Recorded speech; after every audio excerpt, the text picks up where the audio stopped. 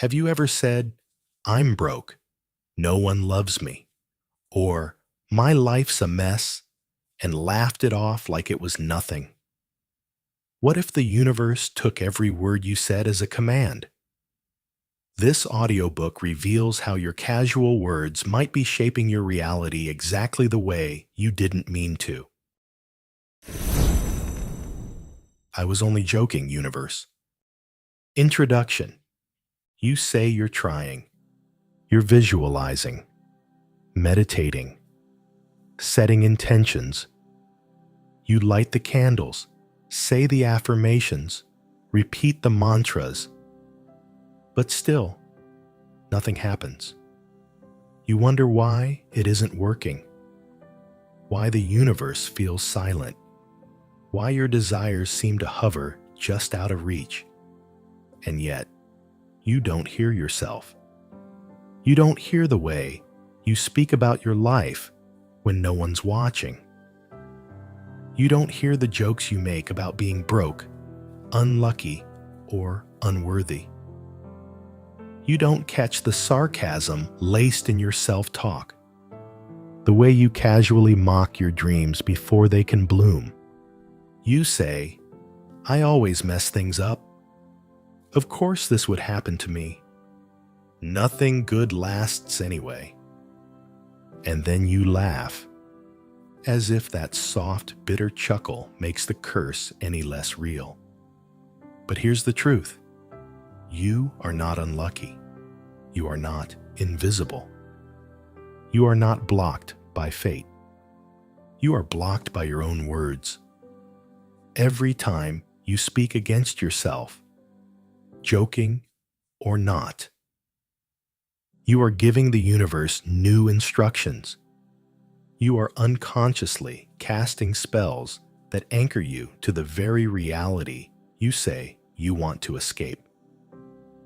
You think you're protecting yourself from disappointment, but what you're really doing is training life to reflect your disbelief. This is the subtle self-sabotage that no one talks about. It hides in humor. It hides in humility. It hides in the daily mutterings that you don't think matter. But they do. This audiobook is your intervention. A mirror, a reckoning, a guide to finally speak as someone who knows they are shaping reality every time their mouth opens, and every time their thoughts whisper in silence.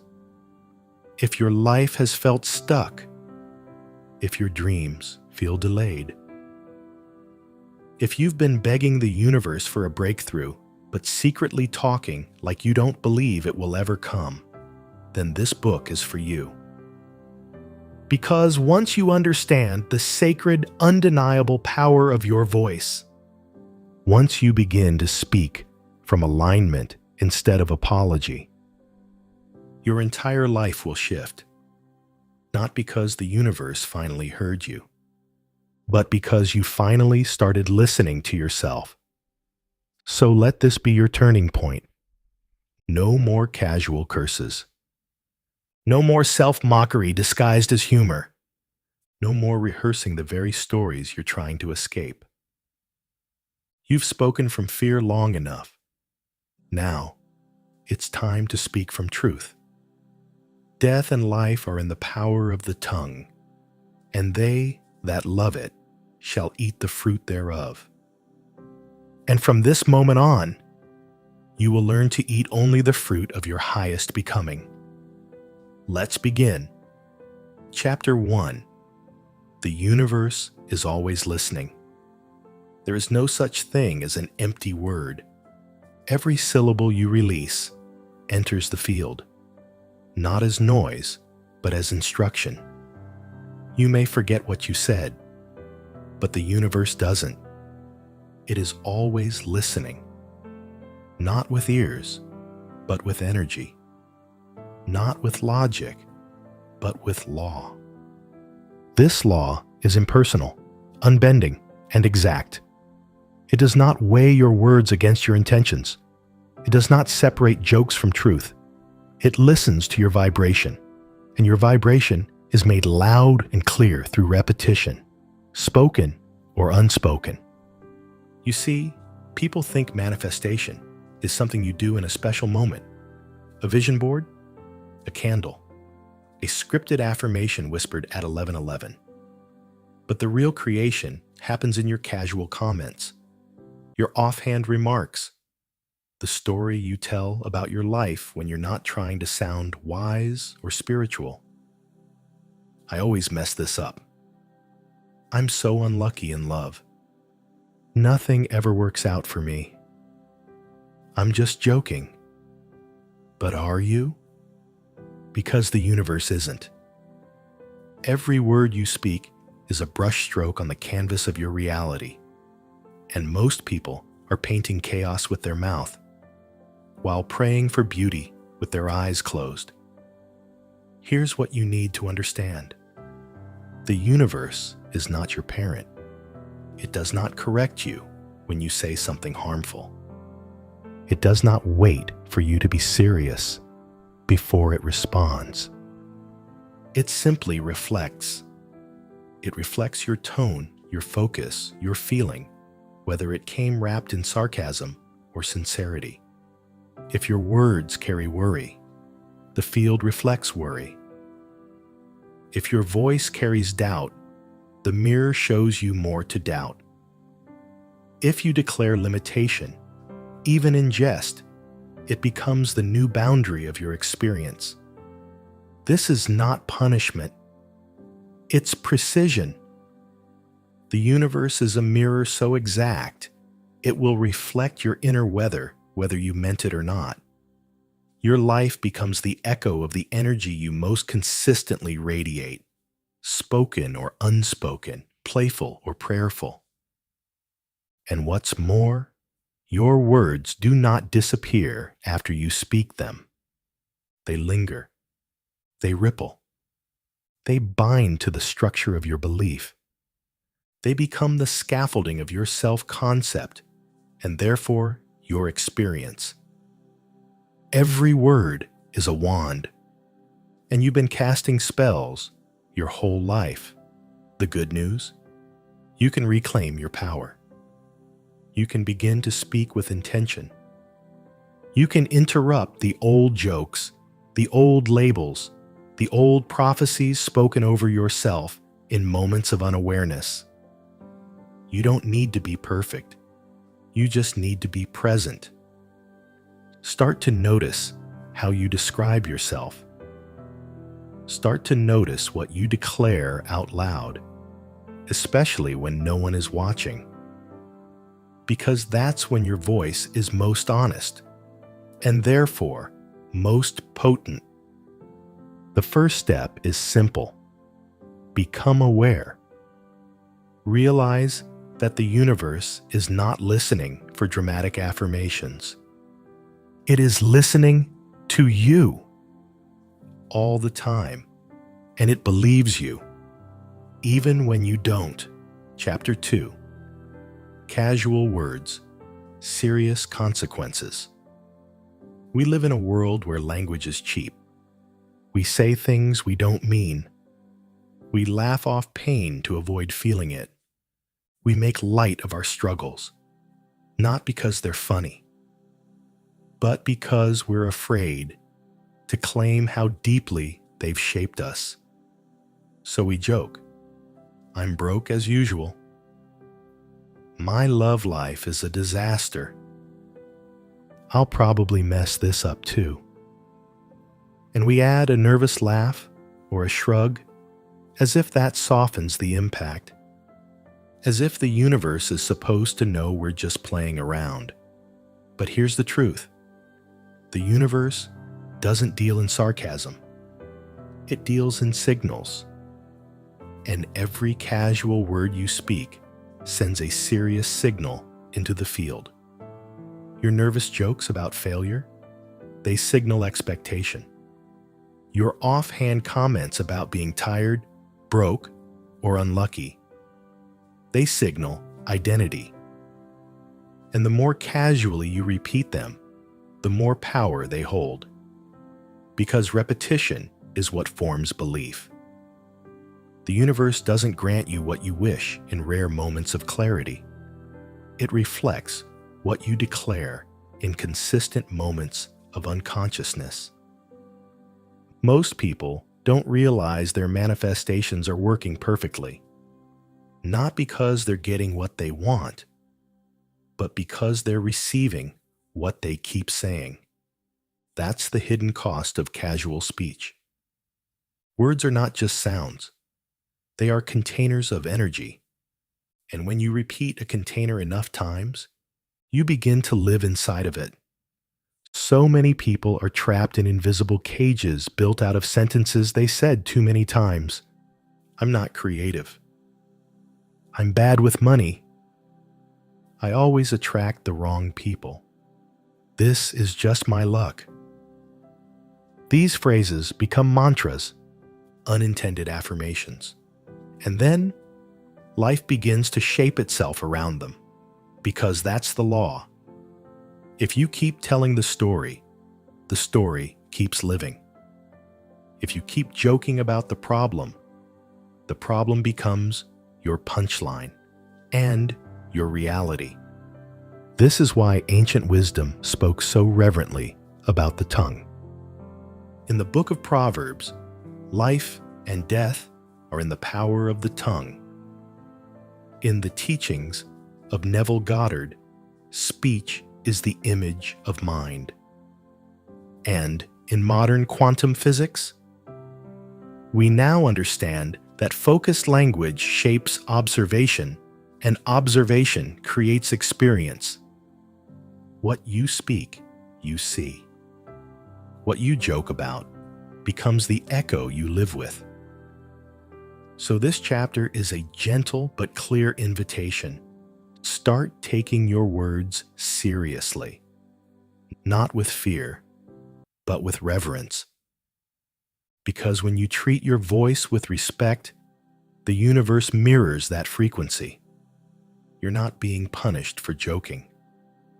You're being shown the precision of your power. Every sentence is a request.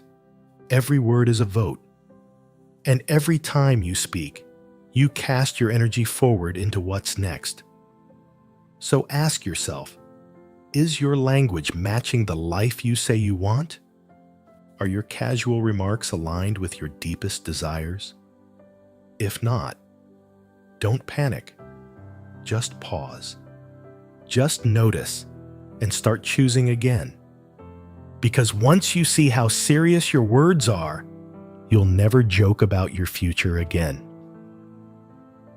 Chapter 3. The Spell of Sarcasm and Self-Deprecation. When jokes become spells and the universe takes notes. There is a strange comfort in making yourself the subject of a joke, in laughing before others can judge, in playing small so you don't get noticed. Because being seen feels dangerous when you don't believe in what's behind the curtain. So we dress fear up in humor. We coat disbelief with charm. We turn our insecurities into punchlines, hoping the laughter will drown out the ache underneath. But the universe doesn't laugh with us. It listens. You say, I'm terrible with money. You say, I'll always be single. You say, knowing me, I'll probably mess this up too. And you think it's harmless. You think you're being funny, clever, light-hearted. But energy doesn't understand sarcasm. It takes you at your word. Creation is literal. It doesn't read between the lines. It doesn't wait for the smirk at the end of the sentence. It simply echoes what you've declared. I am. Those two words are sacred. They precede every act of becoming. So when you attach them to your fears, I am broken. I am not good enough. I am a mess. You are handing the universe a blueprint, a contract, and it responds as you wish. We were taught that self-deprecation is safe, that if we tear ourselves down first, no one else can hurt us, that if we seem unimpressed by our own light, others will feel more comfortable around us. But what we don't realize is that every time we make a joke at our own expense, we deposit a little disbelief into the field of our becoming. And disbelief accumulates. It forms clouds between your intention and your manifestation. It clutters your channel. It muddies your signal. The universe responds not to what you hope, but to what you believe. And belief often hides in the shadows of our language. Sarcasm is the camouflage of fear. Self-deprecation is a soft denial of worth. They are ways we try to hold control in a world that feels uncertain, because sincerity makes us vulnerable. Hope makes us exposed. But there is nothing braver than being sincere about your becoming. To say, yes, I want this. To say, I believe I'm worthy. To say, I may be afraid, but I will speak life into myself anyway. The spell of sarcasm is only broken by honesty. Not loud, performative affirmations, but quiet, reverent truths whispered into the soul. I am learning. I am enough. I am allowed to grow without mocking myself for being in process. When you speak with belief, even in your smallest moments, the universe leans in. It doesn't need you to be perfect. It just needs you to stop pretending you don't care. Because every time you joke about not being ready, not being worthy, not being the one, you delay the very thing that's been trying to reach you. So be mindful, not fearful, but mindful. Words are not just sounds. They are keys, codes, carriers of vibration. And every time you speak about yourself, you are either building a bridge to your future or adding bricks to your resistance. Let your words become an altar. Let your voice rise not in ridicule, but in remembrance. You are not a joke. You are not the echo of your worst day. You are not here to belittle your own soul. You are the breath of something sacred, wrapped in skin. And when you start speaking like you believe that, the universe does too. Chapter 4. Manifestation through misdirection. When you mock what you want, you push it away.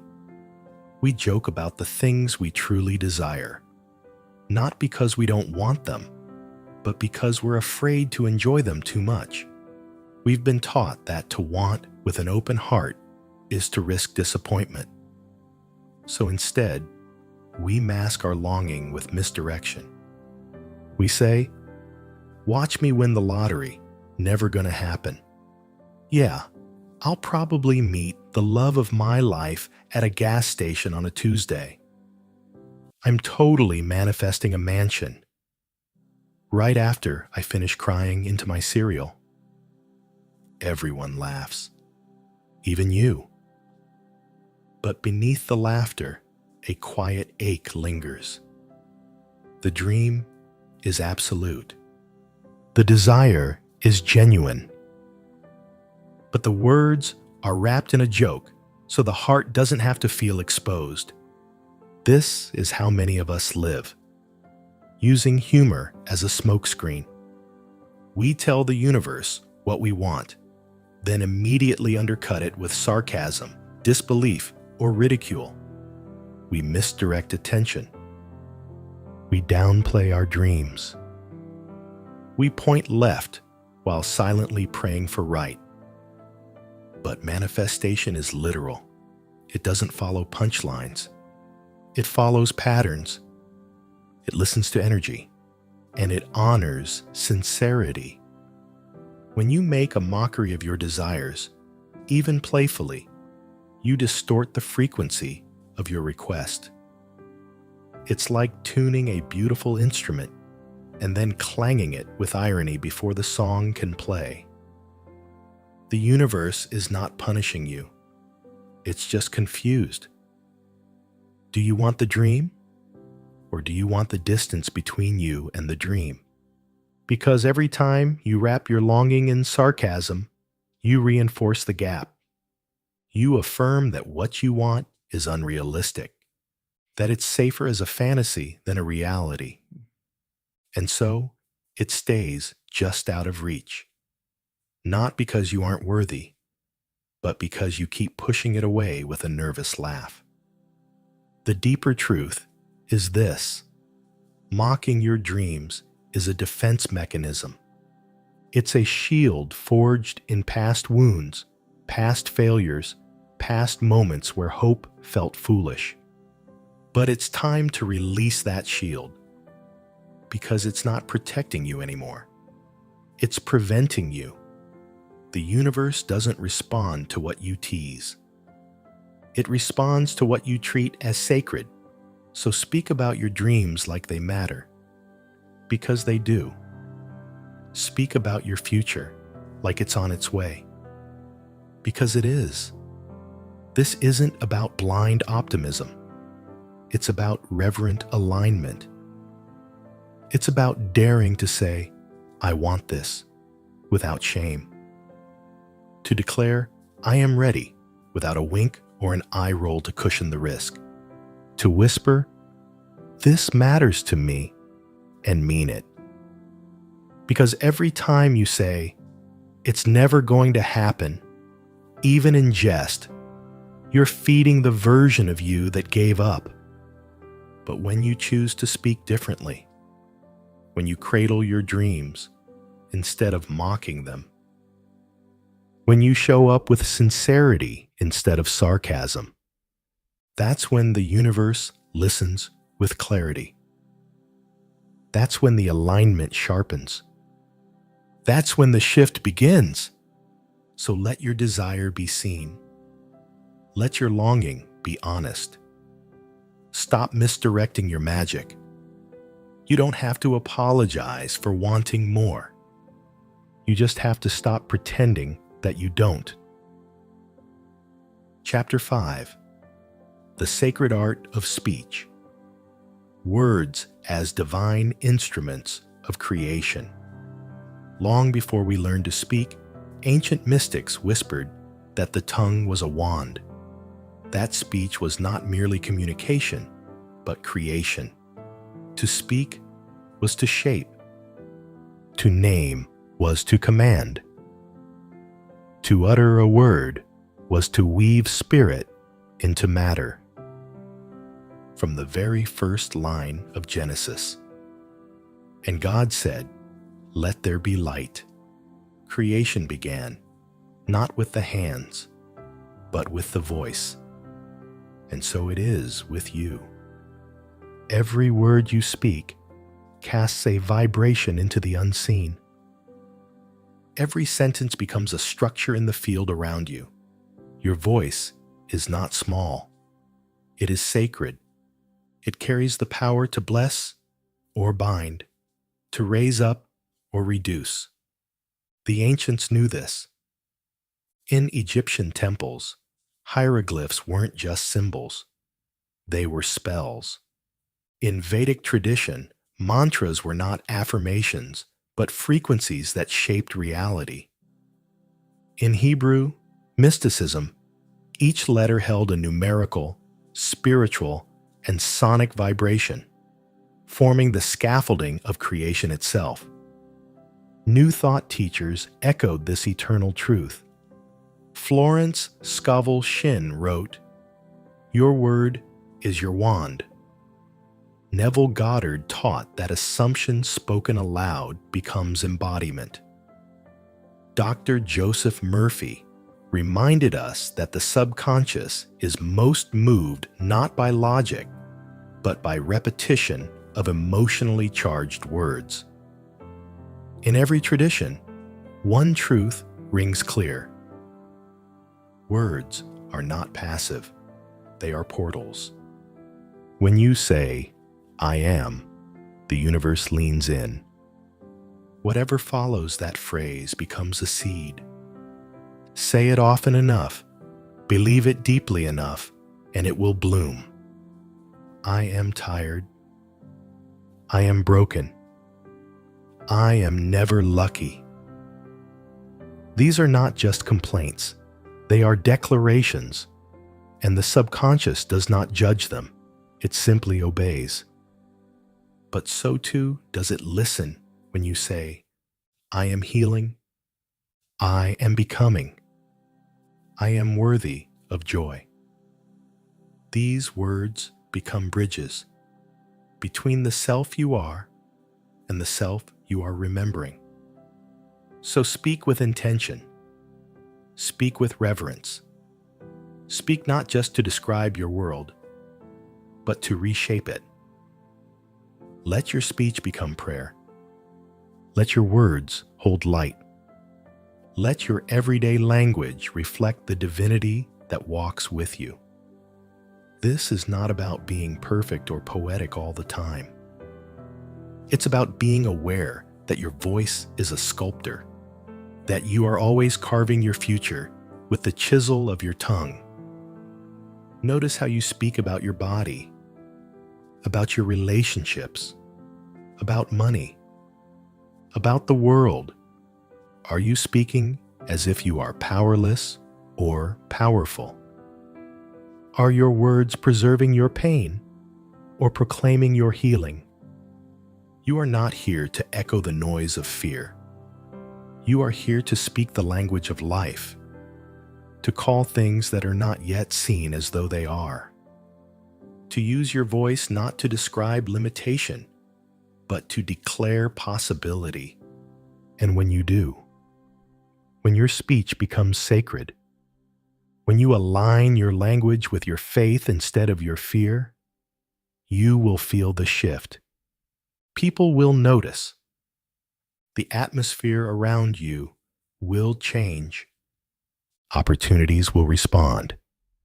And most importantly, your inner world will begin to harmonize with a greater truth. That you were never powerless.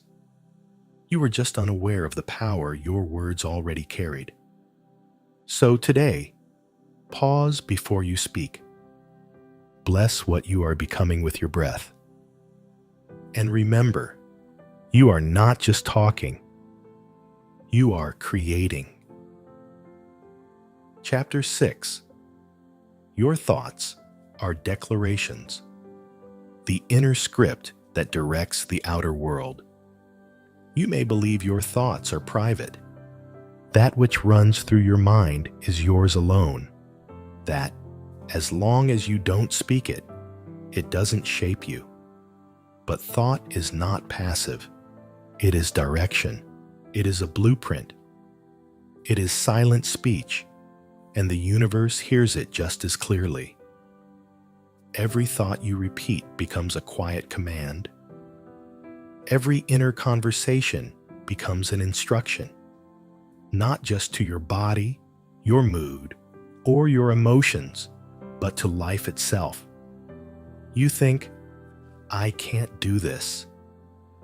This always happens to me. No one ever sees me." You're not just thinking. You're scripting.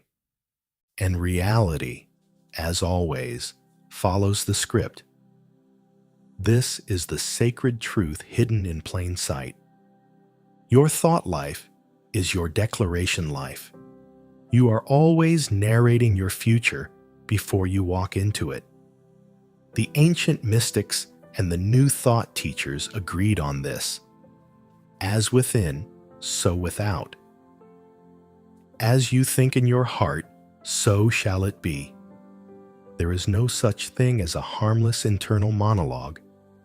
The words you whisper to yourself at night are spells. They shape your posture, your presence, your choices. They become the lens through which you interpret the world. And eventually, they become the world you see. You don't attract what you want. You attract what you expect. And expectation is built through repetition. Your subconscious doesn't learn through logic. It learns through rhythm. So whatever you rehearse in thought, you eventually believe. And whatever you believe, you eventually live. This is why negative self-talk is not just self-defeating, it's self-fulfilling. It carves a path, and you walk it without realizing you've laid the stones. But here's the miracle. You can change the script. It won't happen overnight. It's not a single affirmation shouted once. It's a slow rewiring, a sacred rehearsal. It's catching yourself when your mind drifts toward the old narrative. I'm not ready. I'm not enough. I'll never get there. And gently, lovingly rewriting the line. Not as a performance, not to fake confidence, but to return to truth. I am being prepared. I am deeply worthy. I am already on my way. Let your thoughts become allies instead of adversaries. Let them be the quiet background music that lifts you, not the static that breaks you down. Speak well of yourself, especially when no one else is listening. Because you are always listening. The energy of your life rises or falls with the quality of your inner speech. If your thoughts are anxious, your energy becomes restless. If your thoughts are defeatist, your aura contracts. But if your thoughts are faith-filled, your energy expands. You become magnetic, resilient, unshakable. Your thoughts don't just describe you. They declare you. They build the frame of your future. They create the atmosphere around your being. So choose them like sacred words. Tend to them like holy soil. Rehearse truth until it becomes second nature. And above all, remember, your thoughts are not just yours. They are invitations to the future, to alignment, to the divine. You are not thinking in isolation. You are thinking into the field, and the field is always listening. Chapter 7. The law responds, not reacts. Why the universe doesn't laugh. It reflects. The universe is not a parent scolding you for your thoughts. It's not a judge tallying your sins or a critic waiting to be impressed. It is a law, living, breathing, precise. It does not react. It responds. There is no emotion behind its delivery, only reflection. Like a still lake mirroring the sky, the universe simply returns what you place before it. Speak defeat, even in jest, and the field echoes defeat. Declare abundance with reverence, and the field responds in kind. Not because it's rewarding or punishing you, but because that is how creation works. What you radiate becomes what you receive. What you assume becomes what appears. What you believe, beneath the jokes, behind the smile, is what the law responds to. This is the nature of divine law. It is not sentimental. It is accurate. If you say, "I'm always broke," even with a laugh in your throat, the law hears only always and broke. And it returns the pattern, not the performance. Energy doesn't understand sarcasm. It doesn't sift through your tone for hidden meanings. It listens to vibration, not volume. It reads your alignment, not your intention.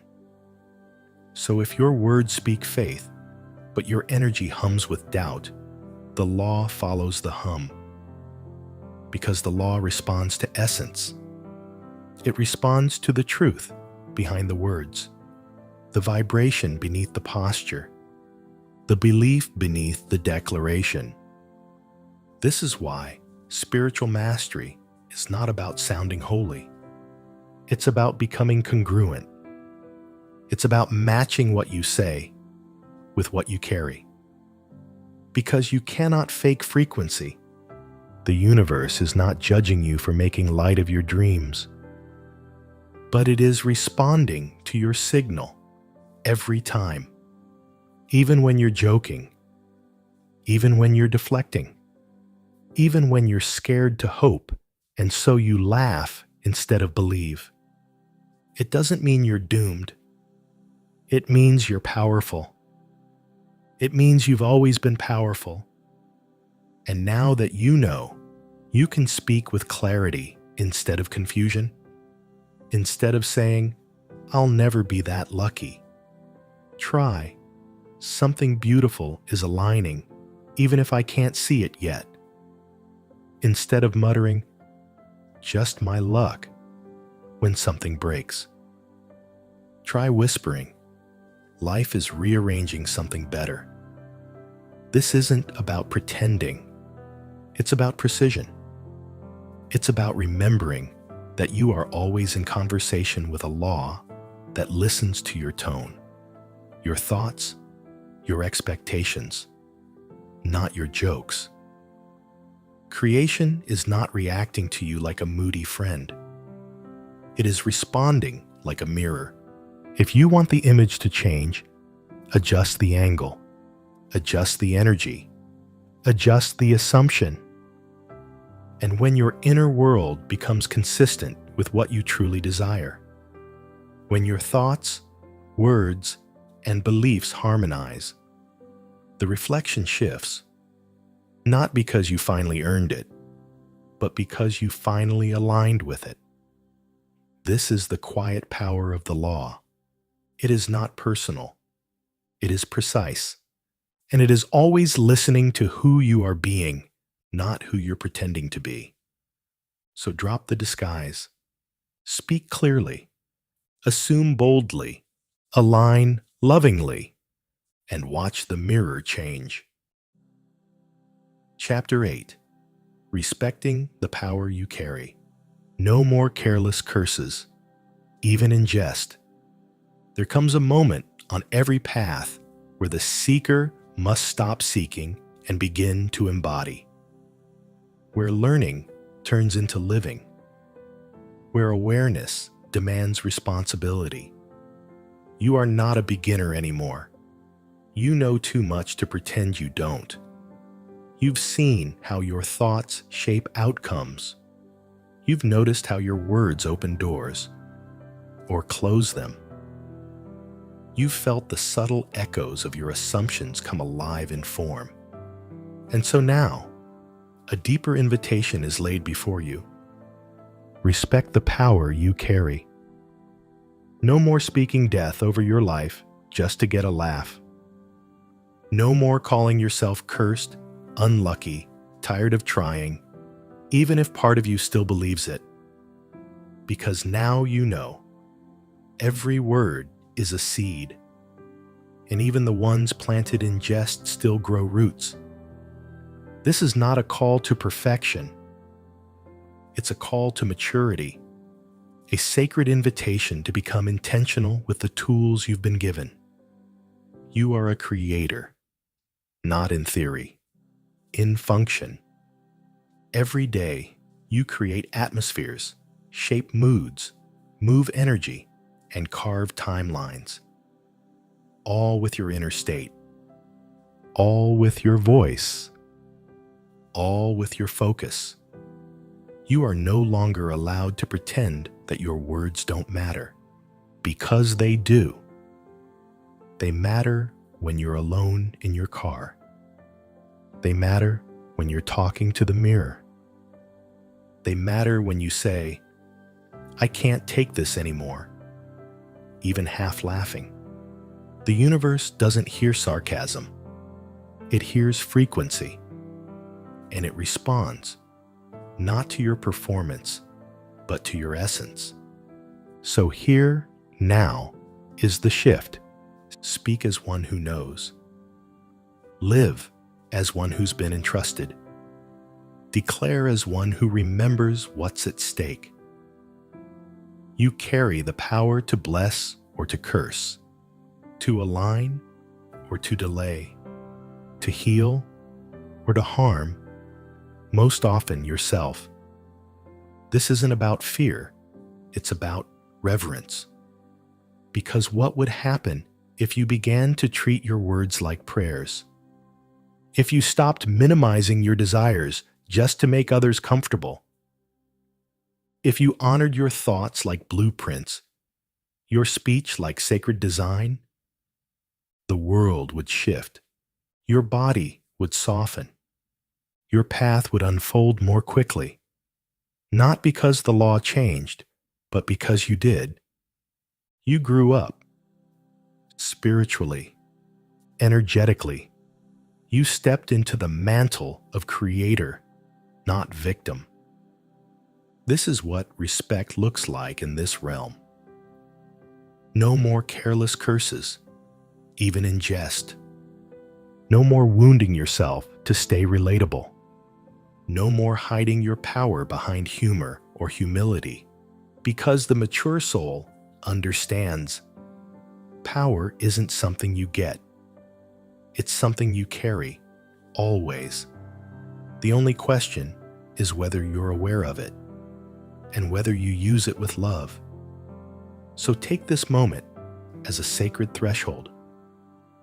Leave behind the sarcasm, the small talk of self-sabotage, the subtle spells of "I can't," "I won't," "I'm not," and walk forward as the author of your own becoming.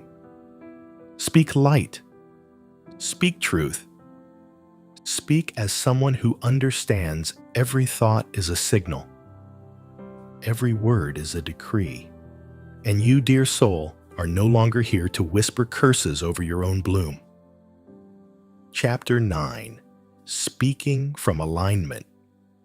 When voice, energy, and emotion become one. There is a way to speak that moves mountains.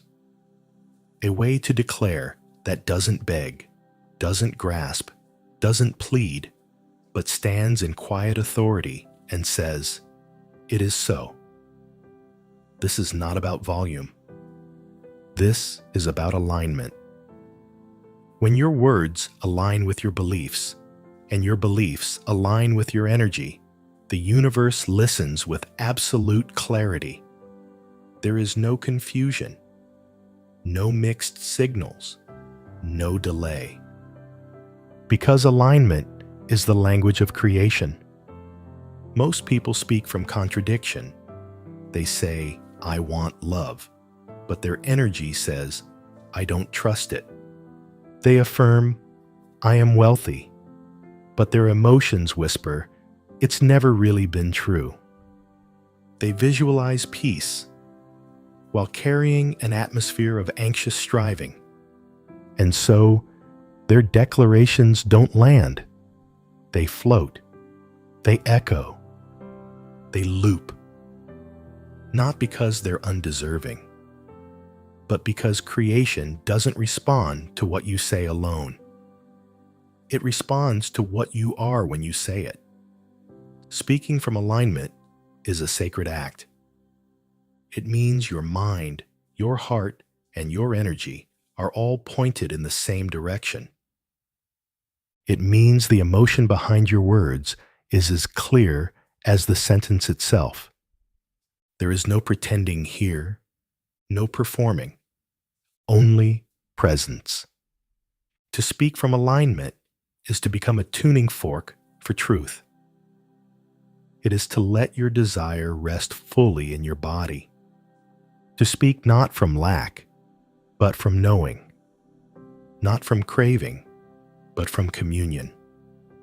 When you speak in this way, with reverence instead of resistance, with clarity instead of contradiction, with certainty instead of spectacle, you are not asking the universe, you are instructing it. You are not forcing, you are flowing. This is the deeper law so many miss. You don't create by pushing. You create by becoming the vibration of the thing you want, and then speaking it into form like it's already yours. And here's the secret. When you're aligned, it already is. The voice becomes a vessel, not to impress, not to convince, but to anchor what is already true in the field of potential. That is the power of a clear declaration, not because it's loud, but because it's clean. So before you speak, ask, is this coming from faith or fear? Is this coming from embodiment or effort? Is this rooted in truth or in a need to be heard? Because when your words come from alignment, you don't need to chase results. You don't need to repeat yourself endlessly. You don't need to wonder if it's working. You speak, and then you become the echo. You carry the tone of the thing you declared, until life must mirror it back.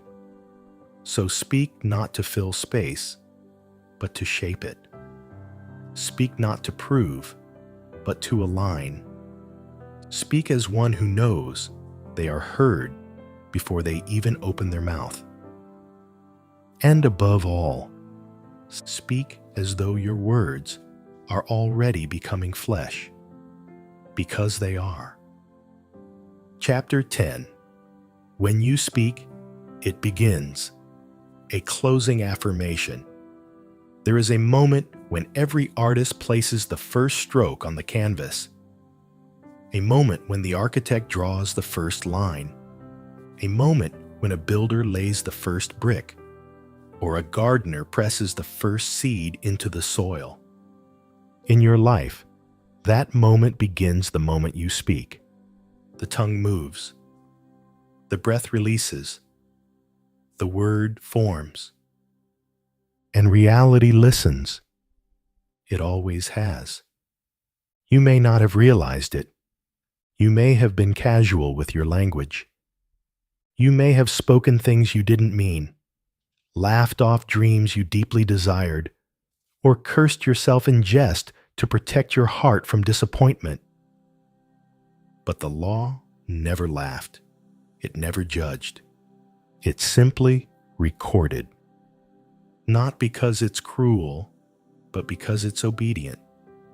The universe doesn't give you what you deserve. It gives you what you declare. And declarations aren't just what you write in journals or chant at sunrise. They are what you repeat in passing, what you murmur when you're tired, what you mutter under your breath when no one's around to hear, except life itself. When you speak, it begins. Every word is a seed. Every sentence is soil. Every repetition is water. And while you may not see the sprout immediately, the process begins beneath the surface always.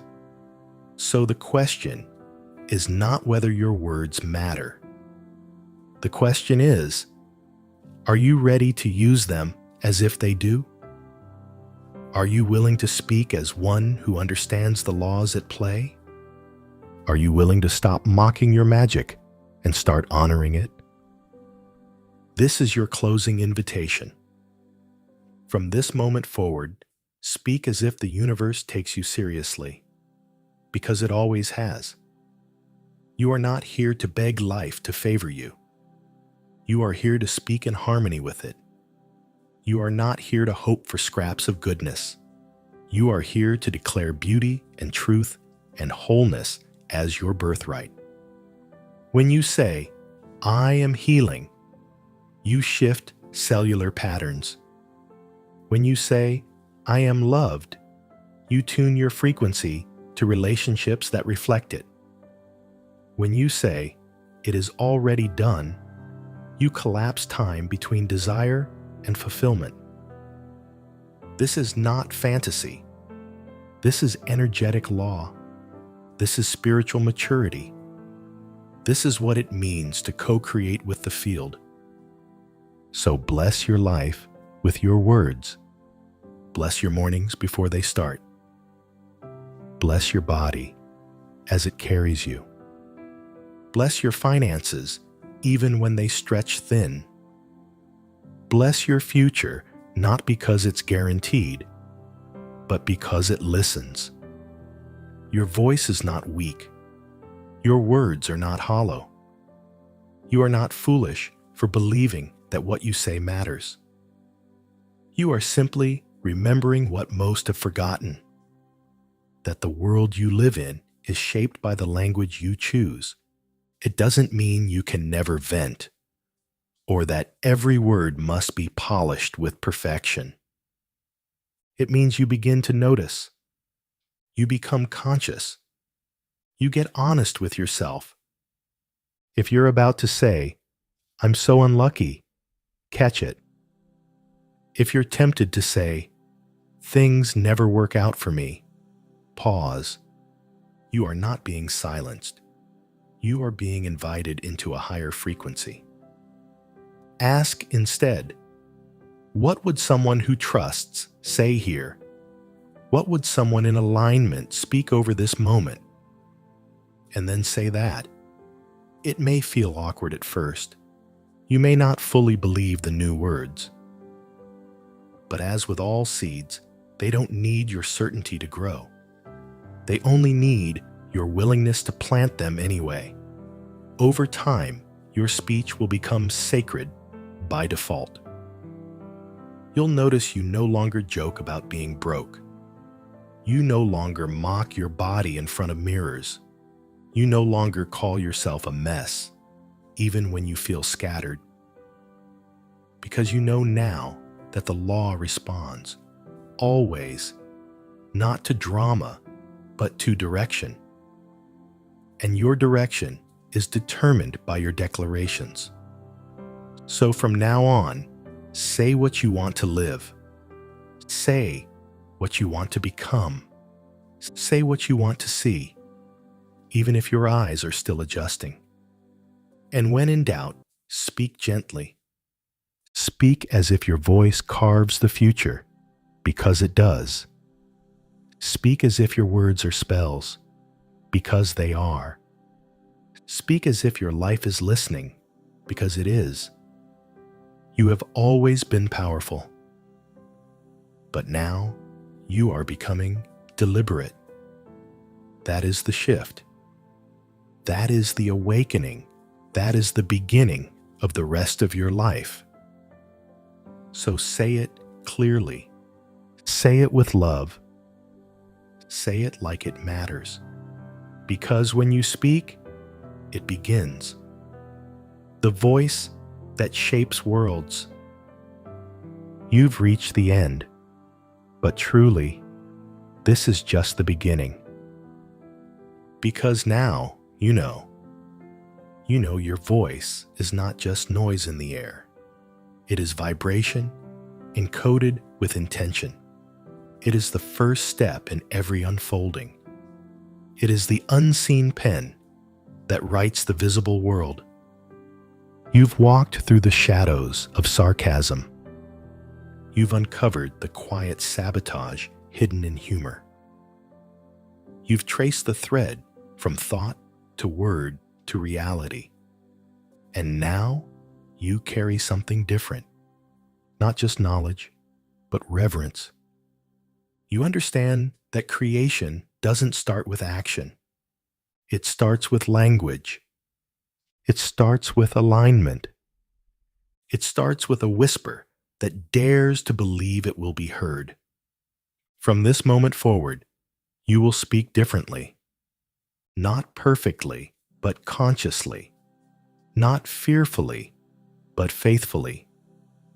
You will pause before declaring something you don't want to live. You will speak to your life as if it hears you, because it does. You will bless your journey, not only when it's easy, but especially when it's uncertain. And in doing so, you'll unlock something ancient inside you. The remembrance that you are a creator, that your voice is sacred, that what you say, you become. So let your life echo with clarity. Let your words build bridges to your future. Let your inner and outer speech become a single, steady stream of trust. The universe is not waiting to reward or punish. It is listening to your tone, your choices, your faith.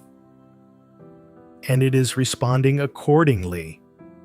So go gently, speak wisely, live as though every sentence is a prayer and every thought is a door. Because the world you want is not far. It is one clear word away. And when you speak, it begins. The voice that shapes worlds. You've reached the end. But truly, this is just the beginning. Because now, you know. You know your voice is not just noise in the air. It is vibration, encoded with intention. It is the first step in every unfolding. It is the unseen pen that writes the visible world. You've walked through the shadows of sarcasm. You've uncovered the quiet sabotage hidden in humor. You've traced the thread from thought to word to reality. And now, you carry something different. Not just knowledge, but reverence. You understand that creation doesn't start with action. It starts with language. It starts with alignment. It starts with a whisper that dares to believe it will be heard. From this moment forward, you will speak differently. Not perfectly, but consciously. Not fearfully, but faithfully. You will pause before declaring something you don't want to live. You will speak to your life as if it hears you, because it does. You will bless your journey not only when it's easy, but especially when it's uncertain. And in doing so, you'll unlock something ancient inside you. The remembrance that you are a creator, that your voice is sacred, that what you say, you become. So let your life echo with clarity. Let your words build bridges to your future. Let your inner and outer speech become a single, steady stream of trust. The universe is not waiting to reward or punish. It is listening to your tone, your choices, your faith. And it is responding accordingly. So go gently. Speak wisely. Live as though every sentence is a prayer and every thought is a door. Because the world you want is not far. It is one clear word away.